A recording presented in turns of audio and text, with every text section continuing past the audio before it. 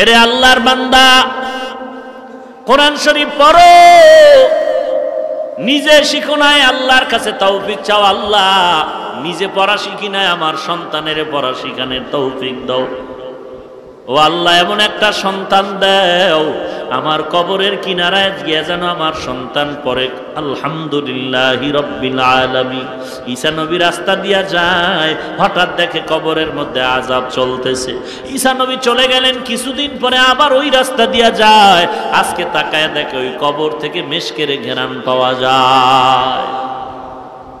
আল্লাহর কাছে জিজ্ঞাসা করলেন, হে মালিক, কয়েকদিন আগে দেখলাম কবরের মধ্যে আযাব, আজকে কেন কবরে মেশকের ঘ্রাণ পাওয়া যায়? আল্লাহ বলেন, ঈসা এই বান্দা দুনিয়া থেকে বিদায় কালে গুনাহগার হয়ে আসছে, আযাব চলতেছিল, কিন্তু একটা সন্তান রাখি আসছে। মা সন্তানটারে মাদ্রাসায় নিয়ে চলে গেল। সন্তান মাদ্রাসায় যাওয়ার পর শিক্ষকেরা তারে পড়াইলো, পড়ো বিসমিল্লাহির রহমানির রহিম। আমি আল্লাহর কুদরতি মায়া বেড়ে গেল।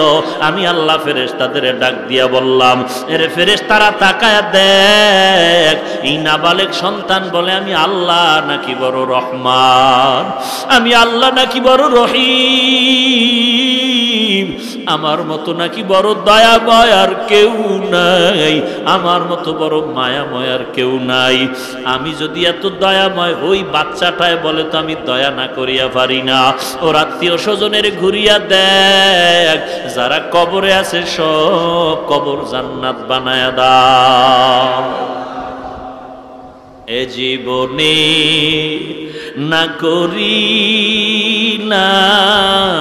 বান্দেগি, গুনাহ করে কাটাইলাম জিন্দেগি, গুনাহ করে কাটাইলাম জিন্দেগি। তওবা করে আবার তওবা ভাঙ্গিলাম, তওবা করে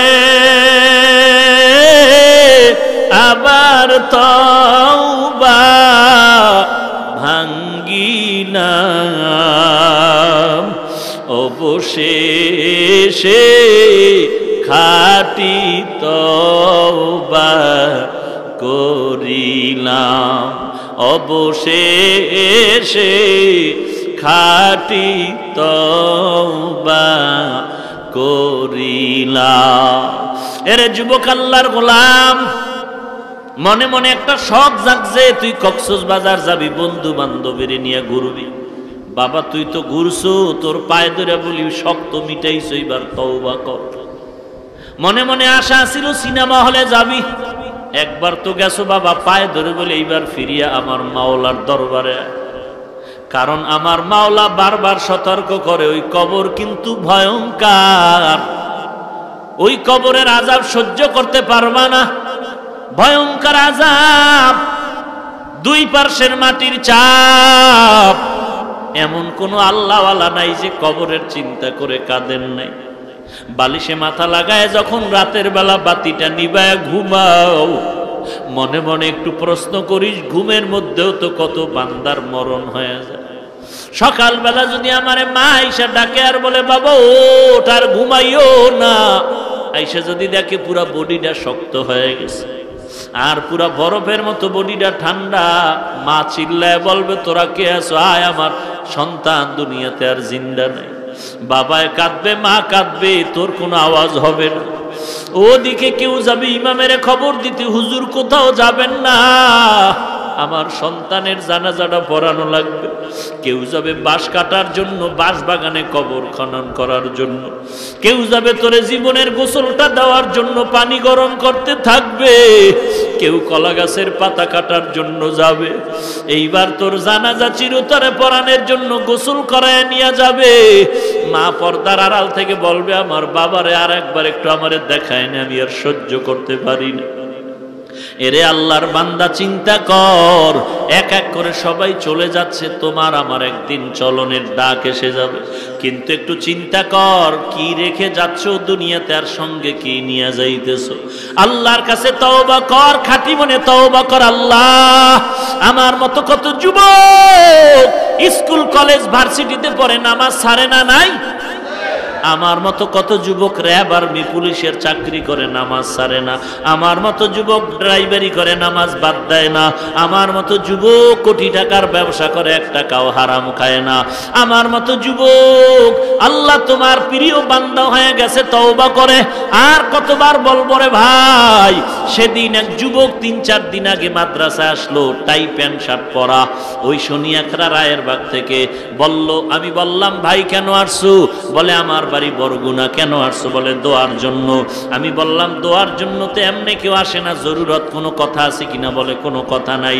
কাছে ডাকলাম, প্যান্ট শার্ট টাই পরা যুবকটা বলতেছে, হুজুর বহু আগে আপনার একটা বয়ান শুনলাম, কয়েক মাস আগে শোনার পরে আমি রায়ের বাগ শনিয়াকরা একটা ব্যাংকে চাকরি করি, উপরের লেভেলে 40,000 টাকা রানিং বেতন।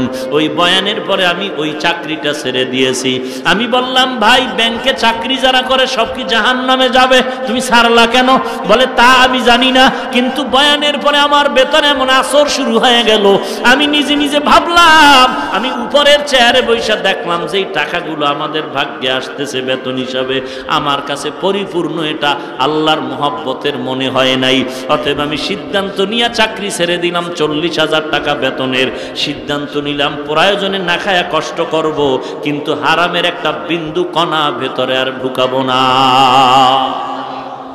এরে যুবক, ও পারলো, তুই কেন পারো না? আসলে জাহান্নামের ভয় তোর অন্তরে নাই, আযাবের কবরের ভয় তোর অন্তরে নাই। আল্লাহর নবীর হাদিস মিথ্যা মনে করেছো, আল্লাহর কোরআনকে মিথ্যা মনে করে বসছো। অথচ আল্লাহ স্পষ্ট কোরআনে বলেন, ইন্নাল আবরারা লাফি নাঈম ওয়া ইন্নাল ফুজ্জারা লাফি জাহিম। নেক আমলওয়ালা জান্নাতে যাবে, গুনাহগারেরা জাহান্নামে যাবে। এখন তুমি কতটুকু নেক আমল করো, কতটুকু গুনাহ করো, হিসাব মিলাও, হিসাব মিলাও। আল্লাহর কাছে তওবা করো, মালিক আর গুনাহ করব না, নামাজ ছাড়বো না, বেপরদায় চলবো না, মা বাবারে কষ্ট দিব না, আলেম ওলামাদের বিরোধিতা করব না, আমার হিসাবটা মিলাই আমি কবর দেশে যাব। আল্লাহর কোরআন পড়ো, আল্লাহর কোরআন পড়াও, নিজে পড়ো, শিখো, মাদ্রাসার অভাব নাই। আল্লাহর মোহাব্বতের তওবা করে এখান থেকে উঠে যাও, আল্লাহর কাছে গুনার কথা স্মরণ করে কাঁদো। আল্লাহ বলেন, কোরআন বেশি বেশি পড়ো, যত পড়বা তত দিলের ময়লা দূর হয়ে যাবে, ঈমানটা তাজা হয়ে যাবে। কোরআনের 3 নাম্বার অর্থ বললাম। কোরআনের 4 নাম্বার অর্থ হলো করনুন, অর্থ মিলানো।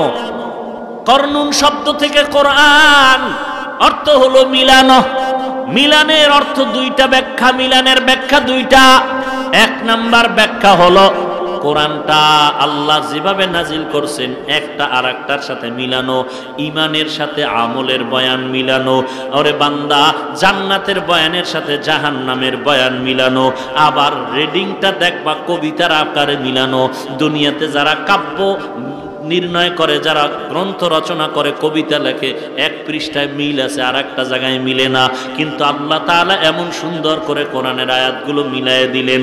আর রহমান আল্লামাল কুরআন খালাকাল ইনসান, আছে না মিলানো? ইজা ওয়াকাতিল ওয়াকিআ লাইসা লিওয়াকাতিহা কাযিবা, ইজা ওয়াকাতিল ওয়াকিয়া, সব মিলায়ে মিলায়ে দিলেন। কুল ইয়া আইয়ুহাল কাফিরুন লা আ'বুদু মা তা'বুদুন, আছে না নাই? এমন সুন্দর একটা কোরআন বান্দা সব মিলায়ে মিলায়ে দিলেন। যেখানে ইমানের কথা সেখানে আমলের কথা মিলানো, যেখানে আযাবের কথা সেখানে সুসংবাদের কথা মিলানো, মিলায়ে মিলায়ে দিলেন। কোরআনের 4র্থ অর্থ হলো মিলানো, করনুন থেকে। মিলানের 2 নাম্বার ব্যাখ্যা হলো কোরআনের সাথে হেদায়াত মিলানো। কি মিলানো? কেমন মিলানো? আলোটা যেমন মিলানো, বাতির সাথে আলোটা যেমন মিলানো, ফুলের সাথে ঘ্রাণটা যেমন মিলানো, ঠিক কোরআনের সাথে হেদায়াত মিলানো। অর্থাৎ কোরআন যার সিনা লাগবে হেদায়াত পাবে না, হতে পারে না। ওমরের কাছে কোরআন ধাক্কা দিয়া হেদায়াতটার সাথে মিলায়ে দিল। কথা ঠিক নি? বলে কেমন মিলানো? বলে দুনিয়ার সূর্যের রং, সূর্যের সাথে যেমন আলোটা মিলানো, বাতির সাথে আলোটা মিলানো, ফুলের সাথে ঘ্রাণটা মিলানো। কোন একদিন ঘ্রাণটা ফুলের সাথে আলাদা হয়ে যাবে, সূর্যের থেকে আলোটা আলাদা হয়ে যাবে, কিন্তু কোরআনের সাথে যে হেদায়াতটা মিলানো, এই হেদায়াত কোরআন থেকে কখনো আলাদা হবে না।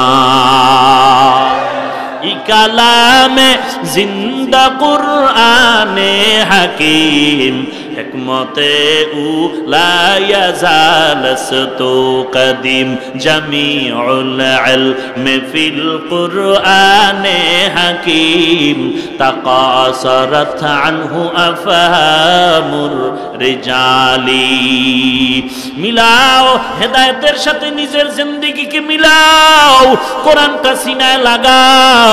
পড়তে পারো না রে যুবক, আল্লাহর কোরআনটা মেলিয়া খুলিয়ে একটু তাকায়া দেখ, হাযা কালামু রাব্বি, এটাই তো আমার রবের কালাম।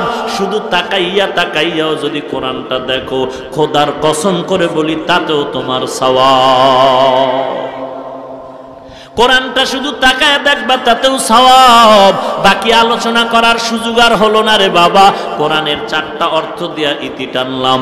আল্লাহর কাছে তওবা করো, আল্লাহ তুমি কোরআনটা আমার জিন্দেগির সাথে মিলায়া দাও। কোরআনের মতে আমি চলবো, আমার মতে কোরআন না, কোরআনের মতে আমি। আমার মতে কোরআন না, কোরআনের মতে আমি।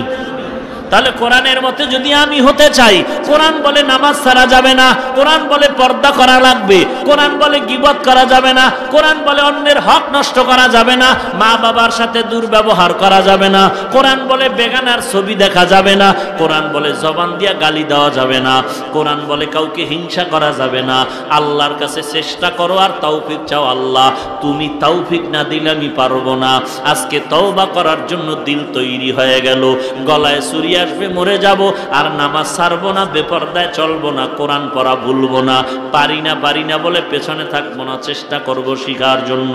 আল্লাহ ওয়ালাদের মুহাব্বত করব, আলেম ওলামাদের বিরোধিতা করব না, কারো গীবত শিকায়াত করে গুনাহগার হব না। আল্লাহর মুহাব্বতে তওবার যদি খাঁটি নিয়ত হয়, মুনাফিকি না থাকে, খাঁটি তওবার নিয়তে দুটো হাত আল্লাহকে দেখায়া দাও। আয় আল্লাহ সবার হাত কবুল করে নেন। আয় আল্লাহ আমাদের তওবা কবুল করে নেন, তওবার উপরে মজবুত হয়ে চলার মতো তৌফিক দান করেন। আমিন। আলহামদুলিল্লাহি রাব্বিল আলামিন।